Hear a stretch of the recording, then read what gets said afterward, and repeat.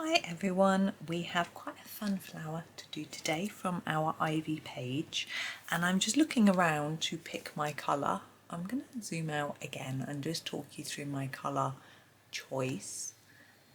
Now I try and vary it across the row, so we've already got a reddish orange and a yellow. Now here I'm thinking, although we've got pink and purple there, purple and pink there, and pink up here, I'm thinking maybe pink or purple for this one. And I'll probably go for pink because that's quite pale, so I could do the purple under there, although it's similar to that. But we could also do blue, and that's quite close to blue. So I think do this one pink, and then this one maybe blue. That's my thinking. I might change my mind on tomorrow's later, because it is quite similar to another blue one I've done. But we will see. I'm just going to sweep. I brought my brush through from next door, which I had forgotten before, and we'll have a go. We're using our Castle Arts pencils, the soft touch set, for the whole of this page, and I am having a think about what to do. Pink, right. Let's start with our darkest pink and then work from there. Let's see what we have got here. What's that colour? That looks rather nice, very deep. This is called Indian Red Light, but to me that looks quite pink. I'm going to use that in these areas here. I guess it's sort of purpley pink, isn't it? Castle seems to call these, doesn't quite call the colours the same names that I would, but I guess it is a little bit reddy, but it'll work out absolutely fine. So that's all I'm doing with that one, and we're going to dive into our pinks. I think it probably works quite well with the cherry pink, so that's where we're going to go with this. What we're going to do is sort of take this up to the middle like that and leave a light edge, which we'll do with a slightly lighter shade. I'm going to make this quite intense, this bit.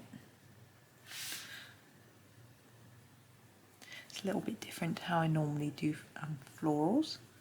Give you a different sort of idea, and I'm hoping that it will look like this bit might be slightly dipped in compared with the outside.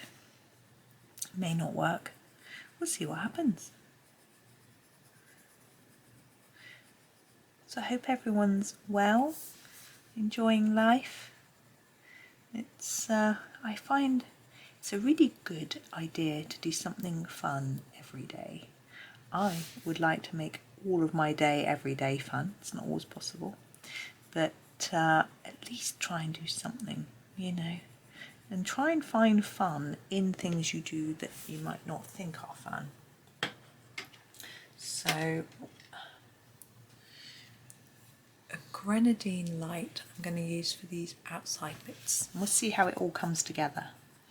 So even if you're doing a mundane task like ironing, or you're at work, or you know, doing something there that you might not have chosen to do, try and make it fun. When I'm ironing, for example, to make it fun, I sing to myself or I watch TV, so that's fun. Then if I'm doing a mundane job, I tend to just get my head in it, concentrate and get it done as quickly as possible. I don't tend to, but I have a sort of reward. So for me the reward would be being able to colour. So I just try and get it done so I can get on with some colouring, really, which is always nice. Excuse me. So that's fun. Now I'd quite like to do these black, but I still don't have a black fine liner, so I'm going to see what I've got in a minute. Yeah, I'm happy with that. It's a little bit different. So there we go. Now, so yes, I think I will just do those. I don't know if I do want them black. Do I want them black? Yellow. Purple. Anyway, right, I'm going to do the centre of the flower and then think about them. I'm going to do the centre in purple. So I'm going to use my Mulberry, which is the darkest purple I have in this set, and start by going around the edge. I'm going to try and do little circly movements because the edge has been drawn in a slightly fluffy way. I want to try and keep that fluffy emphasis on the centre, and I will do these in the mulberry. They'll look quite dark then without being black, which, as I say, I do have a black pencil, but yeah, I brought a few more bits and pieces through to here for this video. Right, now we could go down to the Purple Lake Deep and do a little layer of that in the centre, just sort of on top of what we did. Gosh, it's cloudy. I'm so distracted. I just looked up and saw out of the window. I didn't used to have a window to distract me. So there's our Purple Lake Deep, and then I'm going to use, I think this is what I'm looking for, yes, the Heather Purple to finish. I'm going to go over the top, although the Purple Lake Deep is my favourite purple. I'm going to go over it a bit just to sort of blend it and bring it into the middle. So we're looking for a deeper, darker outside, getting lighter to the centre, and that sort of rough, fluffy effect. Yeah, I'm happy with that. I'm going to keep that just like that, quite simple. Now we have our leaves. Now we haven't done any bluey greens for a while, and I think that's really what these colours call for. Let's have a look. We have got the Pthalo Greens, which I think are probably the best option. We have the Pthalo Green, and we have a Pthalo Green Light. So I'm going to use this Pthalo Green particularly in here. See, the leaves would come right down. If you think about where they would join the plant, this sort of stem. So I figure we need to do this bit, but I'm going to do a little bit of this as well in this colour. I'm going to do these two. I just sort of got a bit carried away. There we go.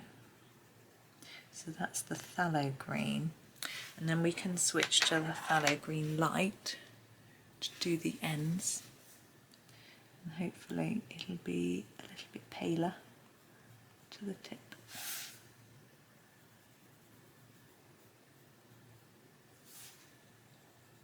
It isn't quite intense enough, but I'll show you what to do, because I don't want the colour being darker. We do have that's in completely the wrong place. Anyway, what I'm going to do is use a should we use a burnisher or blender?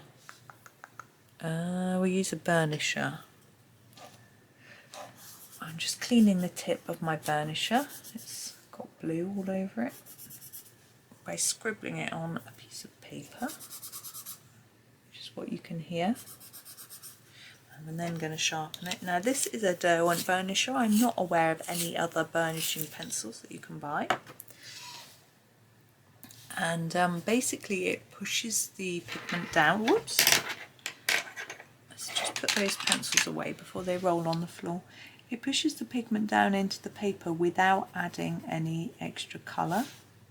So you can get rid of that white paper look really easily.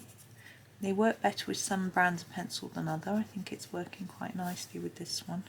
It's similar to a blender, but this will be the final layer. Once you've used a burnisher, it pushes down the tooth of the paper. There's no way you're getting any more layers on top of that. So that is the thing to be aware of. But just show you a different tool that you could use.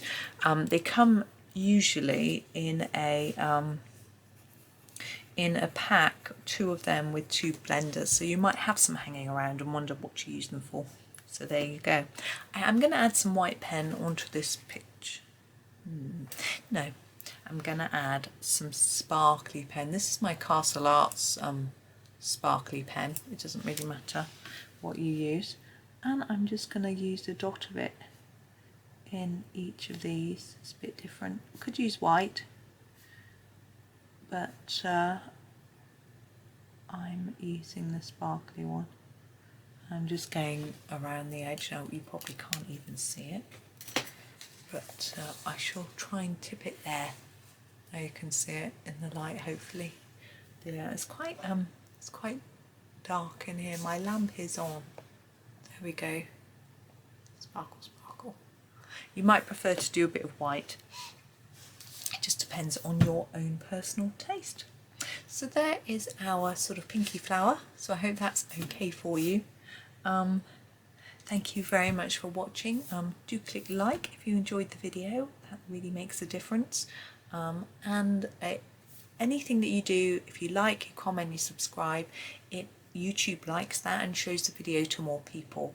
And my aim is always to get more people colouring and relaxing, and so hopefully if you guys can do that for me, it just helps all of us to spread the word about colouring and how relaxing it can be for people, so it can be really helpful. So thank you if you're doing that already, and if you do it today.